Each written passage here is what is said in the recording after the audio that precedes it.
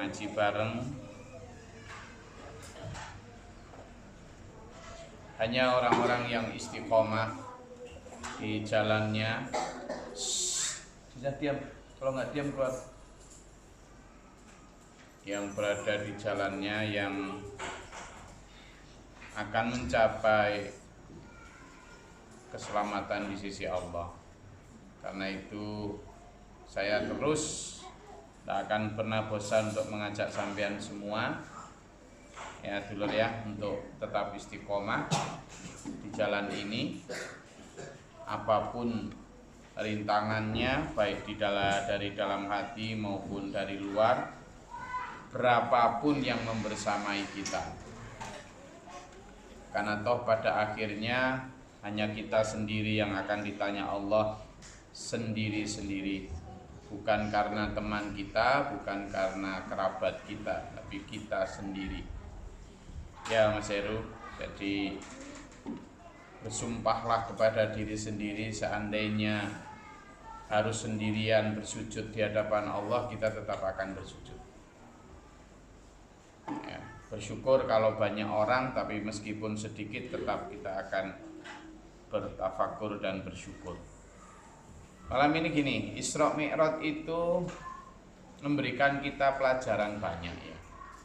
Mumpung ini waktunya Isra Mi'raj, ini sudah saya sampaikan juga tadi malam di Polresta Denpasar. Yang ngaji juga banyak, ratusan tadi malam itu, termasuk Pak Yid. Saya nggak ngajak tapi ikut, karena pengen dapat berkat.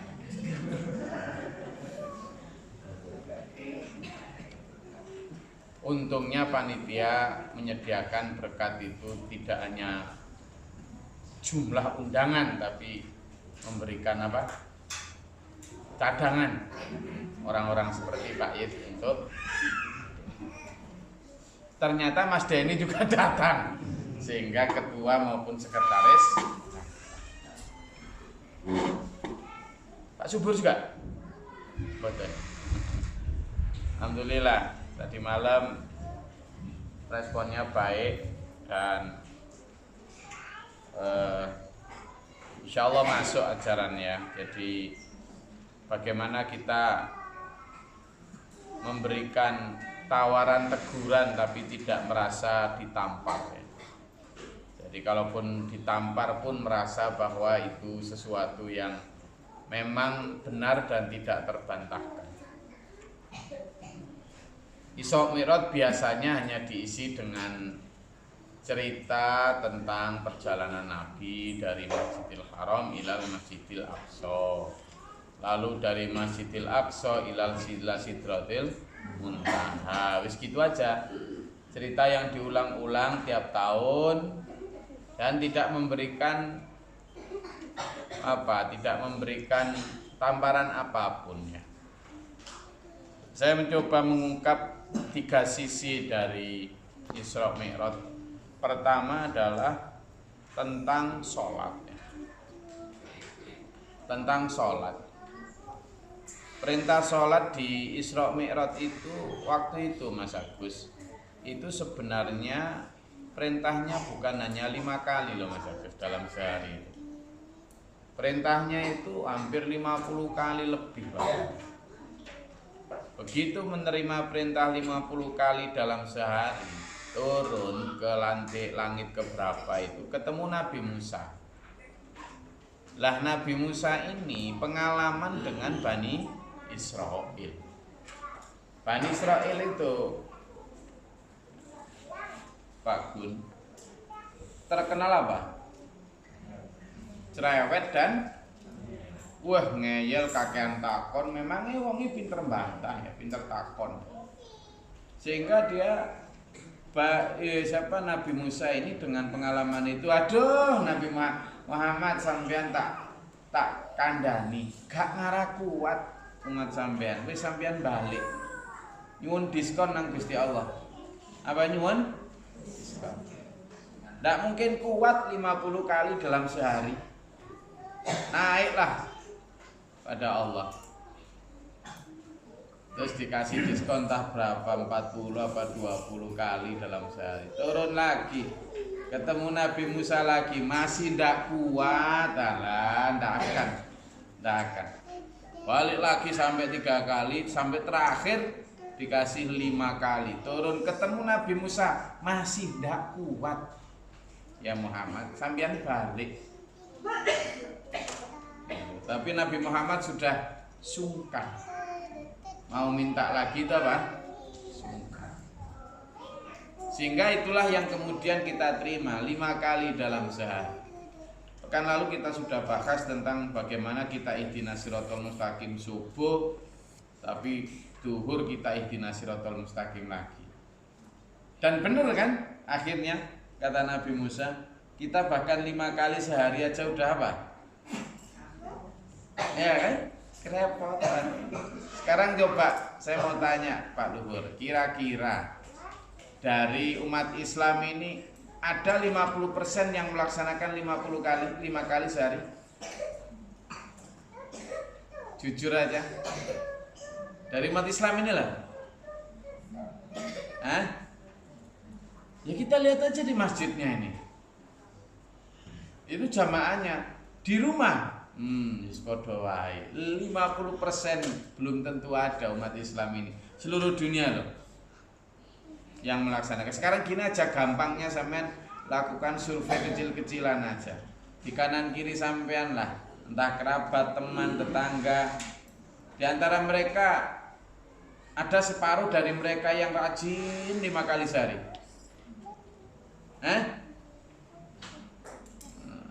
Itu aja udah kelihatan bahwa bahkan 5 kali aja repot berat, apalagi dengan tuntutan semakin kesini itu apa-apa sudah dihitung dengan untung rugi. Saya nanti sholat sekian menit wis ninggalkan daganganku sono wong piro iku langgananku sing tak tinggal. Wes ngono mikire. Iya kan? Nah ini yang benar-benar sholat pada saat Isra Mi'raj itu, apalagi dihubungkan dengan sholat yang berpikirnya adalah sholat yang tidak hanya sah secara syarat dan rukun, tetapi sholat yang makbulan, sholat yang diterima. Sementara sholat yang diterima itu innaha lakabiratun. Apa? Sholat itu berat illa 'alal khashi'in, kecuali orang-orang yang. Nah, sementara khusyuk sendiri mensyaratkan kita fokus. Padahal praktek kita selama ini ketika kita sholat, gimana fokus kita Pak Leman? Pak Leman. Jadi manfaat sholat di sana dulu. Tadi malam saya mulai dengan biasanya pertanyaan saya ketika menerangkan 3 proyek besar. Ya.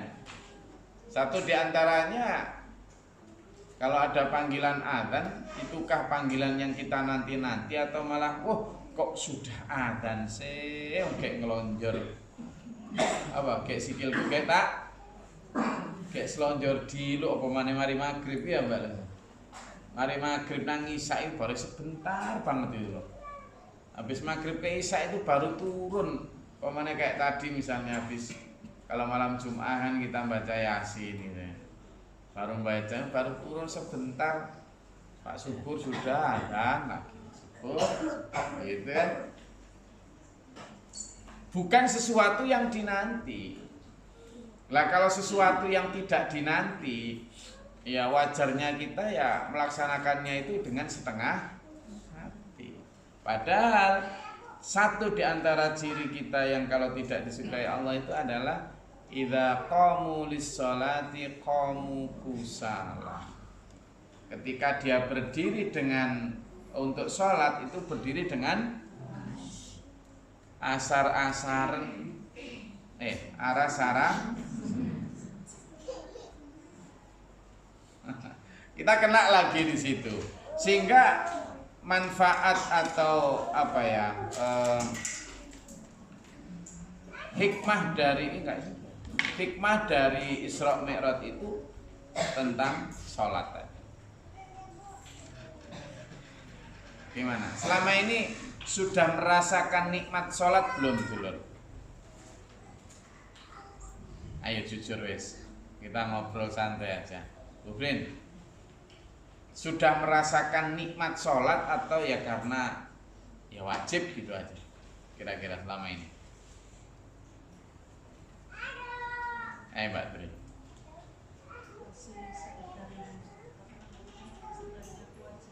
Wajib. Masih ada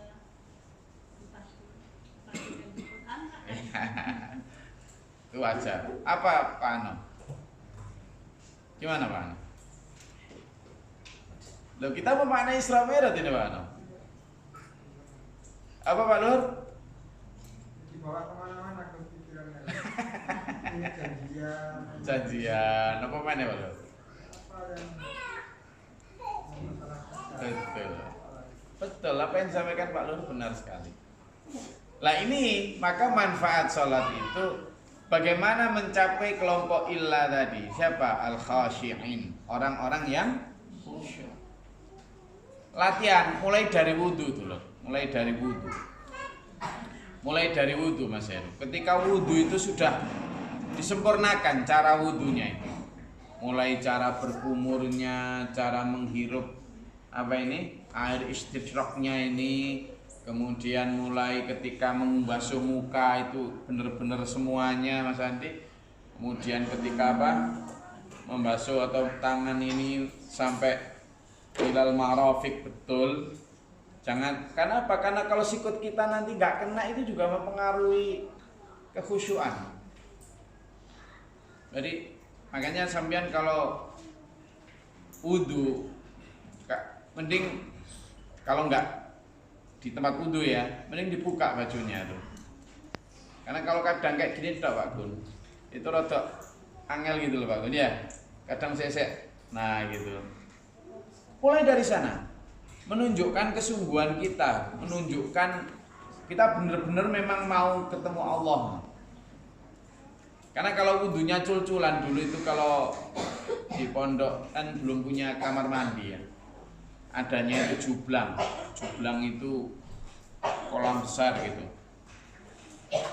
Ada yang teman-teman saya itu wudu cul-culan ya. Jadi wudu cul-culan itu gini caranya. Ini kan kolam. Piok. Gitu aja. Kan intinya basah tuh. Jadi pokoknya wajahnya itu dipiok-piokkan gini karena males ngusap tuh. Terus tangannya itu dicerok, terus kakinya kan udah di dalam, wes gitu. Dipikir wudu itu hanya persoalan biar basah, bukan. Makanya syarat di antara wudu itu ada syarat tamam itu apa? Dan harus tartib. Tartib itu mulai urutan, mulai faghsilu wujuhakum wa aydiyakum ilal marafiq. Wa aydiyakum tidak hanya wa aydiyakum tapi ilal marafiq sampai siku. Famsaku biru usikum. Famsaku itu berarti usaplah kepalamu, bukan hanya sampai kemudian wa arjulikum ilal ka'bain. Apa? Sampai mata kaki. Nah, sehingga kalau mata kakinya nggak kena ya nggak sempurna wudunya, nggak sah. Itu juga mempengaruhi. Begitu setelah selesai wudu, kita Pak Imam, sampai tempat wudu wis gak ngomong. Anak kecil-kecil ini latihan ya, Mbak Amel, Mbak Jiza.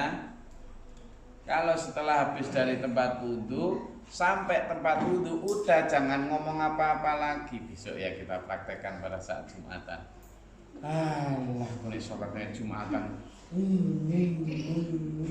Tawon nunggu gini. Apa yang dibahas itu? Apa yang dibahas itulah apa? Kita mulai Jumatan itu jam berapa sih kita persiapan itu? Setengah 12 lah ya. Jam 12:04. Paling nanti jam 1 kurang 1/4 udah selesai. Kita itu hanya disuruh mingkem cangkem berapa menit? 30 gak mampu melebu teko kono dikene krotok-krotok kono kudu klentang-klentang ludak-ludak. Halah. Sampai kadang saya gini hanya tak lihat ini penduduk mana sih gitu. Ayo. Jadi itu mempengaruhi kekhusyuan sholat. Ada dulu di sini ada beberapa kali pas Jumatan, terus masih ngobrol sama masih HP-an. Pak tegur, terus nggak pernah Jumatan di sini lagi. Buat saya nggak Jumatan di sini gak yo wis. Karena di masjid-masjid lain mungkin dia terbiasa begitu. Mendengarkan khutbah itu dianggap ya kapan gak mari-mari terus ditinggal HP-an, ditinggal ngobrol. Tak ada itu. Jadi waktu untuk Allah itu benar-benar waktu yang sangat mengganggu. Nah ini yang kemudian tingkatan tanha anil fahsya'i wal munkarnya nggak capek Mas Agus. Nah, sampean dan saya ayolah mulai belajar mencapai tingkatan itu. Ini ibu-ibu ya, dilatih diri dan anaknya untuk begitu. Besok prakteknya. Besok ya. Coba besok seberisi apa? Loh, ketika sampean sudah nggak berisik, pastikan kanan kiri juga nggak berisik. Nah itu fungsi iman di mana ketika ada kemungkaran itu berjihad atau mencegahnya dengan tangan biyadihi fahuwa mu'min, bilisani fahuwa mu'min, biqalbi fahuwa mu'min. Tapi kalau tidak jihad dengan lisan, dengan hati dan dengan tangan, maka falaisa wara'a dzalika minal iman. Ya. Itu pertama tentang sholat Taib. Yang kedua, hikmah dari Isra Mi'raj Pak Nur adalah tentang akhirat. Rasulullah ditunjukkan surga dan neraka. Rasulullah ditunjukkan satu fenomena yang gaib ya akhirat itu. Perjalanan Rasulullah itu pakai buruk. Dulu ketika kecil kita digambarkan buruk seperti apa? Kuda berkepala manusia. Kepalanya perempuan apa lagi? Perempuan. Jadi Nabi Muhammad itu digambarkan mengendarai perempuan. Itu penghinaan. Penghinaan terhadap Rasulullah. Penghinaan itu digambarkan kuda buruk itu berkepala perempuan, cantik, rembiak-rembiak gitu kan. Itu sebenarnya siapa yang menggambarkan begitu itu? Buruk itu berasal dari kata barkun. Artinya apa? Kilat. Kilat. Kilat itu artinya apa? Cahaya. Berarti kecepatan buruk itu adalah kecepatan cahaya.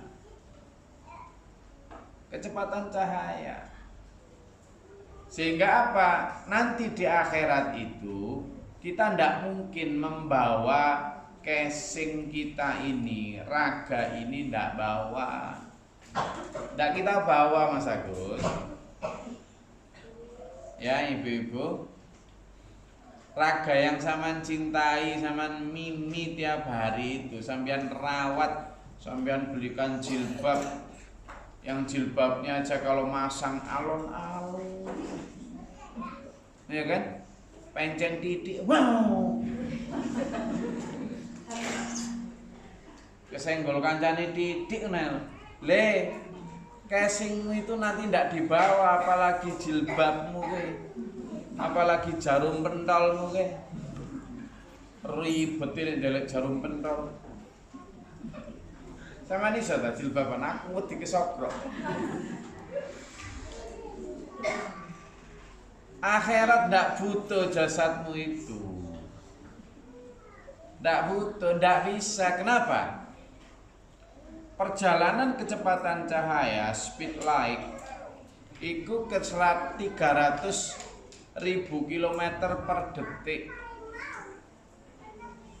Concorde, F-22 Raptor atau pesawat supersonik lainnya itu baru kecepatan suara. Kecepatan suara. Itu loh. Masih jauh dari kecepatan cahaya. Iku ruwet iku lho. Anak ada apa itu di pintu ruwet itu?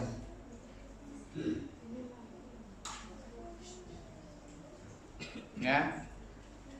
Maka akhirat mengajarkan kita Isra Mi'raj itu dengan apa? Dengan konsep bahwa tubuh ini hanya sementara, Mbak Yayu. Besok Mbak Yayu di akhirat itu ada pasar jual pentol, Mbak Yayu. Mas Teddy ke pasar, begitu pulang, besok pasarnya hari Jumat toh, ya. Nah, besok ini hari Jumat di surga ada pasar.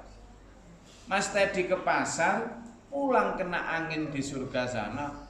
Kamu pangling, Mbak Yayu. Loh, Mas Teddy, sampean kok kayak Mas Edi? Kau wanteng, Mbak Yayu. Mbak Yayu, Mas Edi juga gitu. Loh, yuk, awakmu kok jadi kayak yukku?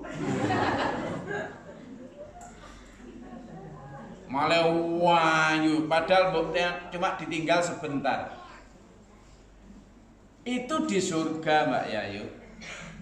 Mas Yanto kemarin sudah tak gambarkan bagaimana percakapannya dengan Mbak Saropa. Tapi kalau di sini, Mbak Yayu, Mas Teddy kulak brambang kulak. Apa biasa sing digawe pentol sama ayam ta? Pentol ayam begitu balik. Loh yuk, gak tak tinggal sak jam kok tuwekmu lho yuk. Alah yuk, ya yuk wis gak enak blas nang dunya iki. Wis tambah dibual sama Yayu wong Surabaya ya ta. Lambemu. Awakmu ge metu sak jam rupamu kayak Mbah. Ya itulah di dunia kan. Di surga begitu tuh loh. Ada yang nanti di surga itu kata Allah, ada satu orang yang dikasih 10 kali luas bumi, Mas Andi. Nah, di situ ada 1000 lebih pohon yang buahnya itu berlian dan permata. Berlian dan permata. Siapa orang yang boleh berteduh dan memiliki pohon itu? Satu, yaitu orang yang berjamaah 5 waktu. Apa? Berjamaah 5. Yang kedua adalah orang yang hadir dalam majelis ilmu. Wah, sampean ini tadi. Alhamdulillah. Iya, Cak. Sampean ini berarti sedang ditunggu itu tadi, Cak. Dikasih apa? Surga yang 10 kali dan pohon yang berbuahkan intan dan permata. Alhamdulillah. Itu yang harus menjadi iming-iming kita dari Isra wal Mi'raj itu. Jadi tidak mungkin wis salah. Jadi the ultimate unlimited happiness, kebahagiaan yang tak terbatas, kebahagiaan paling puncak, itu adalah ketika sampean sudah tidak lagi BAB. Sampean loh kalau lagi kakean mangan rujak itu Mbak Anu ta? Dari Sumba. Iya. Kalau pas lagi kebanyakan makan pedes gimana rasanya? Panas, mules. Terus sampean pengen apa? Ke toilet toh? Nah pada saat seperti itu lalu ngomong sama perutnya, ndak mau aku nganter kamu ke toilet. Sampean bisa ngomong gitu ke perut sampean? Nggak bisa. Mau nggak mau kaki ini terpaksa mengantarkan ke toilet karena kebanyakan makan rujak. Iya. Iya tak Mas Roni? Mana Mas Roni ini? Apalagi baksonya Mas Roni. Hah? Pedes nggak? Baksonya Mas Roni pedes nggak? Saya tadi nyoba kok. Sudah lumayan lah pentolnya. Kuahnya lumayan. Cuma sambelnya agak diulek.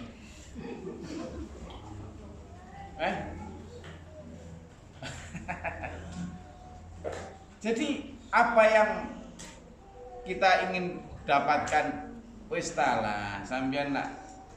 Tadi malam saya tanya itu di masjid Baitul Amanah kan namanya Baitul Amanah.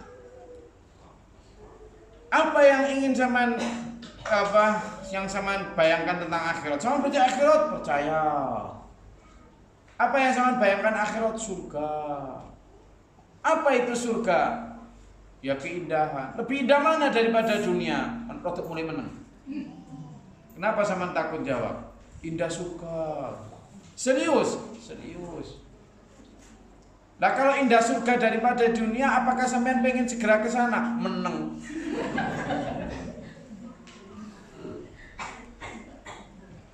Meneng. Gak kepengen. Padahal sudah saya katanya akhirat itu sesuatu yang lebih indah daripada. Apakah pengen sana? Pengen. Kalau disuruh sekarang segera ke sana, meneng. Tak ada. Tak ada. Lalu saya contohkan tentang seorang pasukan prajurit dari pasukan Rasulullah yang ketika temannya dia gantian giliran si istirahat, temannya maju, dia istirahat, dibagiin kurma satu-satu.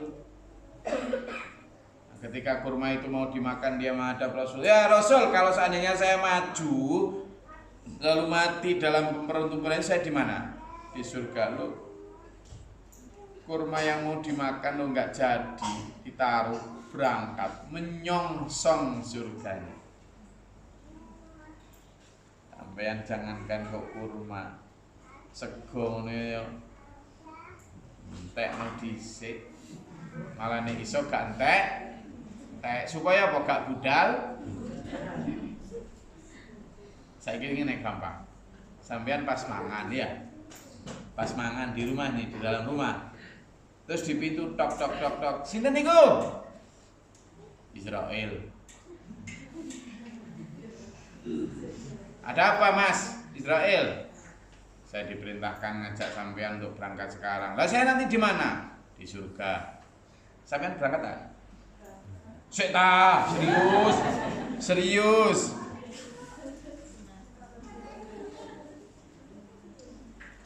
Wong sampean seandainya begitu, Israel benar-benar begitu. Sampean belum tentu berangkat. Wedi ta? Saya tidak ngajak sampean untuk pengen mati. Saya juga nggak pengen ngajak sampean untuk segera mati, ndak. Tapi mindset kita itu minimal dibenturkan dengan pertanyaan seperti itu, akan tahu kita seberapa rindu kita sih sebenarnya dengan akhirat, lalu ujungnya seberapa iman sih sebenarnya kita sama akhirat. Hikmah Isra Mi'raj yang kedua. Yang ketiga adalah tentang setan. Nabi Muhammad SAW dalam perjalanan itu beberapa kali diintai setan, lalu dilempar sama malaikat dengan bintang, terlempar tuh setan, menunjukkan betapa gigihnya setan. Gitu loh Mbak Puri. Setan itu gigih Mbak Puri, goda manusia itu dari depan, dari belakang, kanan kiri, menggoda lewat. Bahkan di dalam Al-Quran disebut, bersekutulah engkau wahai setan dengan harta, dengan anak, dengan apapun. Itu. Ternyata benar kan sekarang? Ya enggak? Anak, istri, suami, harta, sering diperalat setan untuk membuat kita jauh dari Allah. Aras-arasen gak duwe waktu.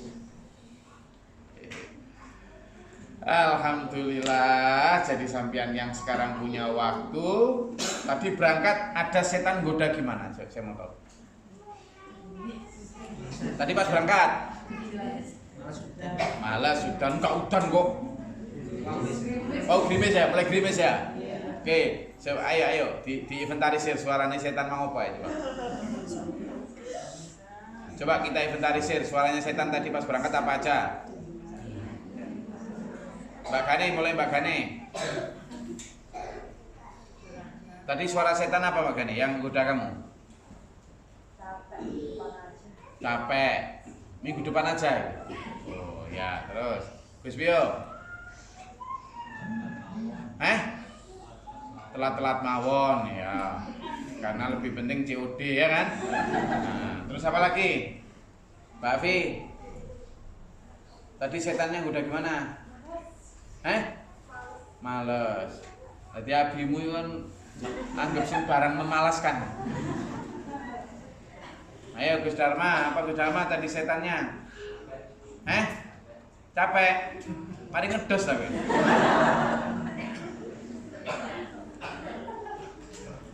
Kalian tahu ngedos tak? Ngedos pari itu loh. Yang di kayu itu loh. Padi, ngerontokkan padi yang di kayu itu namanya ngedos. Mbak Jiza, mana Mbak Jiza? Tadi digoda setan gimana pas mau ngaji?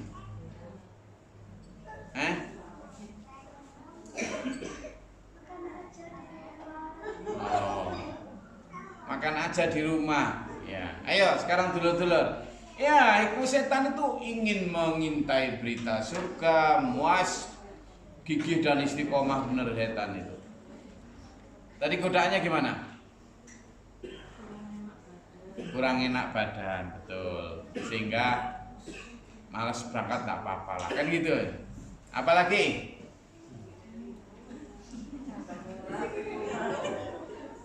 Ayo tuh, asam urat, apa lagi? Apa Mbak Reni? Digandoli anak-anak gak boleh berangkat. Apalagi Mbak Susi, ayo. Loh, ayo kita inventarisir suara setan itu biar kita bisa melawannya. Loh bener loh. Apa? Apa Mbak Erna? Suara setan tadi lo apa? Ngantuk. Udah. Linu.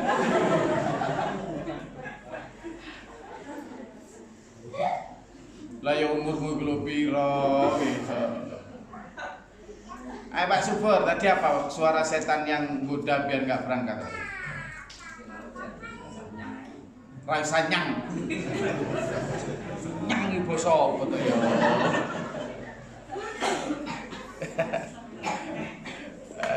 Nyang iki basa ndi sih nyang iki? Serasa nyang wes. Sampean kalau sudah berhasil meminggirkan suara-suara itu, sampean berangkat ke sini itu dengan riang gembira, bukan terpaksa. Bukan terpaksa. Tidak ada yang mengharapkan sampean hadir di sini kecuali diri kita. Tak ada. Tak ada. Jadi saya menyarankan jangan berangkat ke sini karena sungkan, serius. Jangan karena sungkan, jangan karena terpaksa. Tidak dapat apa-apa nanti. Ayo kita mulai dengan apa tadi? Itu tadi, menumbuhkan kebutuhan tadi. Meskipun sakit, kata Nabi, sholat jamaah dan thalabul ilm. Andaikan kamu tahu derajatnya di sisi Allah, merangkak itu loh kamu datangi. Berarti kan kalau sakit pun akan gitu loh. Nah ya gitu Bu Brin, meskipun sakit mudah-mudahan diberikan Allah kesehatan jasmani rohaninya. Yang asam-asam uratnya jadi asam. yang encok, encoknya hilang, yang linu mbuh dadi apa kae. Yang ngantuk nang tidur. Loh sama. Saya juga ana basyarun mithlukum loh. Saya juga sama. Saya ini sedang berangkat tadi itu dinego waktu saya untuk satu, ada yang meminta untuk memberikan pelatihan ya namanya pelatihan resources rising. Pelatihan itu ciptaan saya memang. Per orang sanggup bayar mahal per orang. Jadi kalau dalam pelatihan 2 hari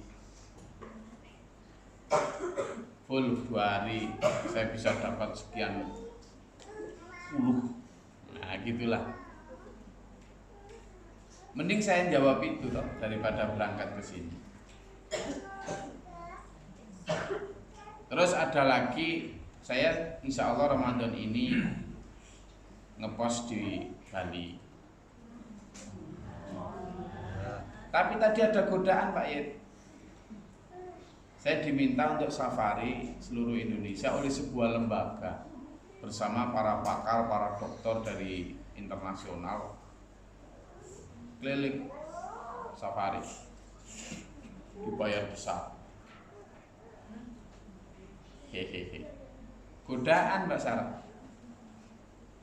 Setan itu lewat sembarang kali menguji konsistensi kita, menguji keistiqomahan kita. Kira-kira enaknya tak pilih yang mana untuk Ramadan maupun itu?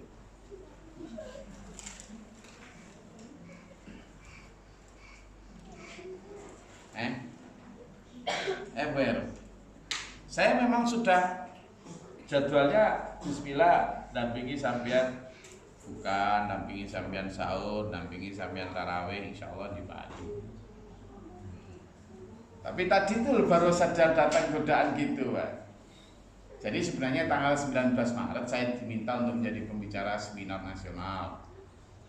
Tapi ternyata seminarnya itu ditiadakan, saya diminta untuk keliling saja sekaligus keliling Indonesia dalam satu tim bersama para dokter, para pakar internasional di bidang.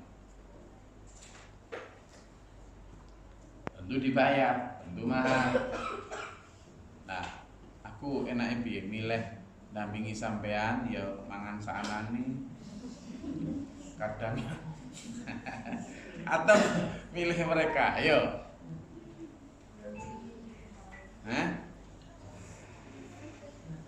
Gimana Mas Agus? Tuh Agus mboten saged ngomong kula. Ya di situ Mas Agus. Jadi selalu, maka sama dengan tadi sampean juga dapat godaan encok, godaan apa tadi? Ngantuk, asam urat, apa? Ikan godaan gak enak.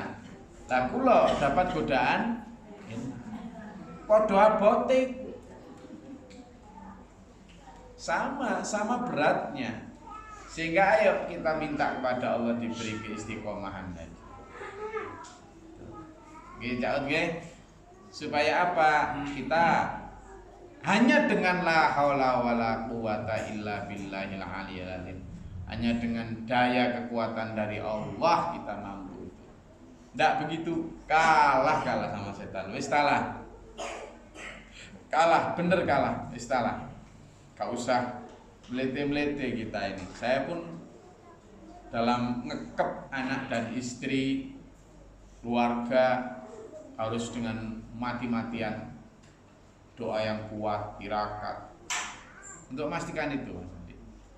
Ya, tuh. Jadi 3 yang bisa kita petik dari Isra Mi'raj adalah pertama tentang saum. Upayakan kita tidak hanya sah secara syarat dan rukun, tapi juga bisa makbul. Yang kedua tentang akhirat.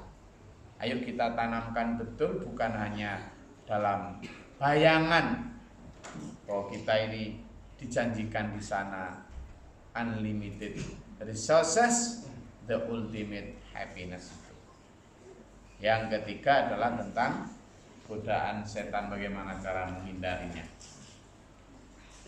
Ta'awadu billahi min judil bala wa darki syaqa wa su'il qada wa syamatatil a'da. Jadi kalau kita minta kepada Allah itu ya, yang Allahumma fatiris samawati wal ard alimul ghaibi wasyahadati rabb kulli syai'in wa malikahu asyhadu an la ilaha illa anta a'udzu bika min syarri nafsi wa syarri syaitani wa syirki.